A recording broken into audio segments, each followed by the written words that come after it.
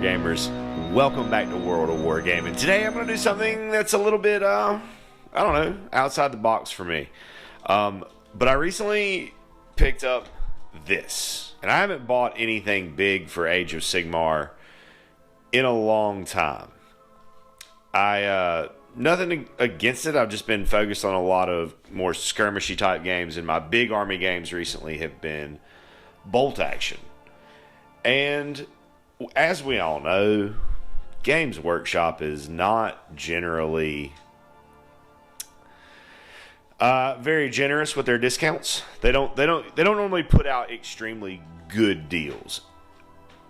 This year, the Holiday Battle Forces, I think, are a pretty good deal. I know this one's a pretty solid deal.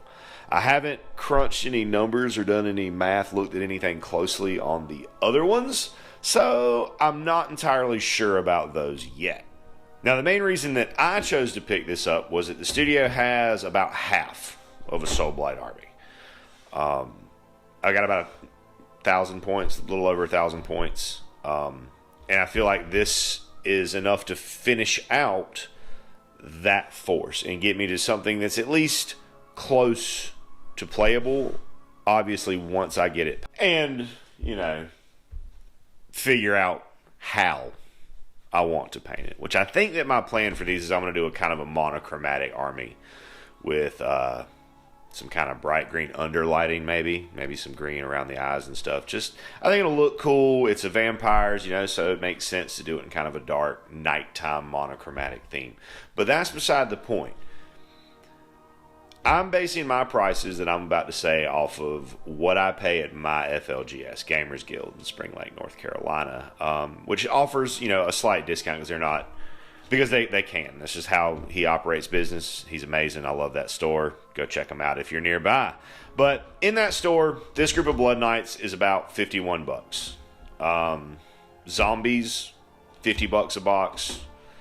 Skeletons, I want to say $51 a box. I think it's 51 for the zombies as well. This is 55, 56, I think. So you're looking like 150, 100, 150, 250, 250 for all the stuff that's in here. Wait, there's one box of skeletons, so 50, 100, 150, 200, 250. You're looking like 250 for everything in this box, and we're marked here. I don't know if you can see that. That's 178.50. Now after taxes and everything, of course, it came to like 190, but that's still $60 off, and should finish out my army. Now that all that rambling, all that. To say that I actually think the holiday boxes are a decent, but if the other boxes, the Slanesh and oh mercy, what were the others? Whatever the other ones were, if those all come out to, you know, about the same kind of value as this, and they're probably a pretty solid deal. All that being said, let's take a look at the plastic. So first off, let me mention, don't be me, who is used to a box only opening on one side and therefore only having a tab on one side. Yeah, they got me here. So let's see what's in here. Let's look. Oh, yeah. Look at all that. So we got the...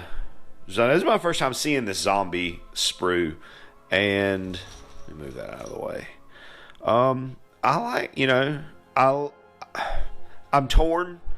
Because I do love the days of like old edition tactical Space Marines where it was basically a Lego kit of a person, and they were really easy to chop them and reshape them and repose them and do something really unique. But I also love the ease with which most of these monopose kits they're making these days fit together. I really like it. So here we got our more of the zombies. Especially with the skeletons and the zombies, because they tend to be very spindly models. I love this pitchfork. I love that so much. Now, Also, I'm going to mention that another motivating factor for me in wanting this is the number of other types of games I'm playing that I can use this for. So this can also be an army for Warlords of Erewhon. This can be models and monsters for Stargrave, or not Stargrave, but Frostgrave, or Rangers of Shadow Deep, or Reign in Hell, or any number of other games that don't care where you get your miniatures from. This is... I think this is the Vengorian Lord. Yeah, because there's the little scenery piece that it sits on. And a lot of people complain about these models, man, and I don't get why. Like, and it's always the same complaint. It's always the wings are part of the whatever. If they'd have done this, like, hey, man, you know, you go sculpt something, you create something, you naysayer. I think it's cool. I think these models, the Vengorian Lord and Lock of Eye, I think they're super cool models. And this is one of the ones in here that I'm actually really, really excited to paint. I don't know when I'm going to build it. I'm probably going to end up magnetizing the head or the upper torso, if possible, depending on how the sprue is put together and how many of the parts you get. But I would love to be able to do where I can run it as both. Because I do have a Terrorgeist, so I could, you know, play some of the big bad monster faction. Oh gosh, what are they? The ones from it'll come to me. Avengerai Dynasty. That's what it was. I didn't remember it though. I looked it up. Next out of the box, we've got our Blood Knight sprues. Now this kit right here, this is the one that made me want to play Soulblight Graveyards. My army is designed to predominantly be Castelli because I freaking love this kit. It is a joy to build, and that's coming from someone, me personally. I love to paint models and I love to build terrain, but I hate putting together the toy soldiers. I like to paint them, absolutely despise building them. And these are a fair joy. These are not too bad. They didn't tax my nerves or my anxiety too much the way the skeletons do. Like those things, I feel like it's like playing Operation for like 6 hours because I build slow. It's not something that I can do quickly.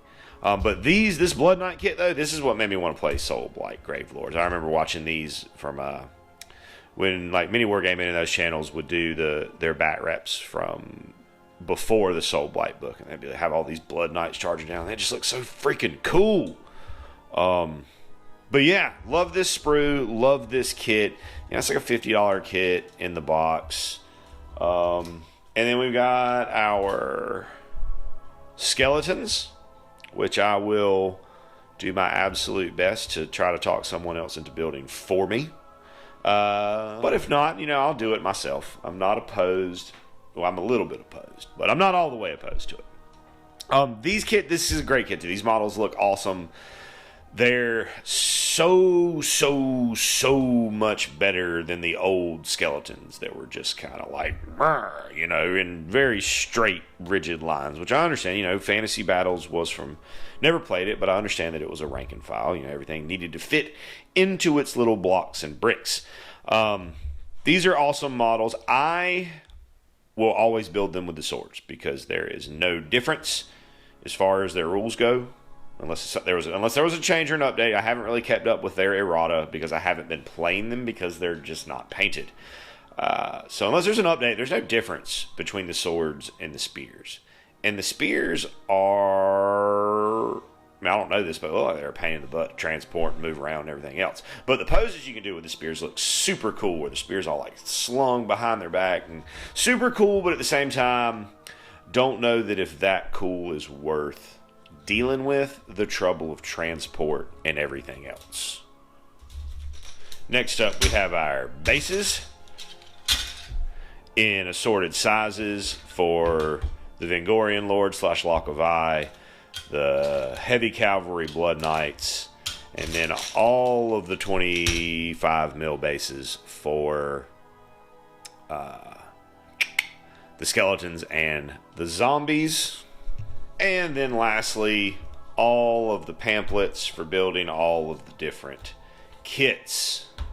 Now, this is something that as a longtime Games Workshop player, which I was, my first 7-8 years in this hobby was spent playing exclusively Games Workshop games.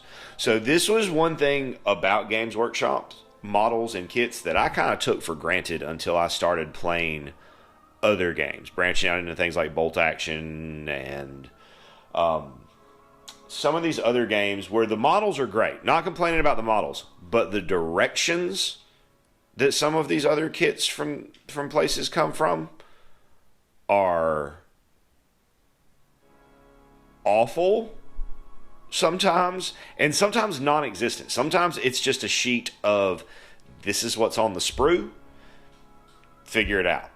And I like that these things from Games Workshop are so direct and straightforward. It's pictures, and it's just easy to understand, especially, again, and this is my own personal bias, but especially for someone who doesn't really love building models, having that level of breakdown is just incredibly helpful to me.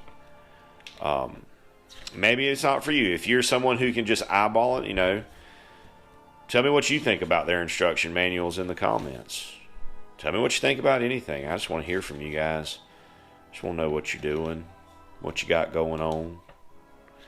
But that pretty much wraps us up here on this box open of the Revenant Legion for the Soulblight Gravelords for Warhammer Age of Sigmar from Games Workshop.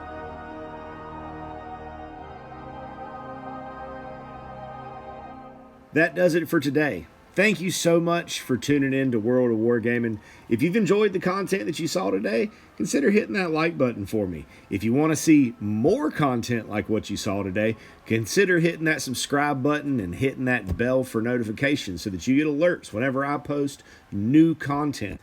And if you liked what you saw so much that you would like to contribute to the continuation of it, then check out the description below. You'll find a link to the Patreon account for the studio. And there are numerous tiers there structured for however little or however much you would like to help out.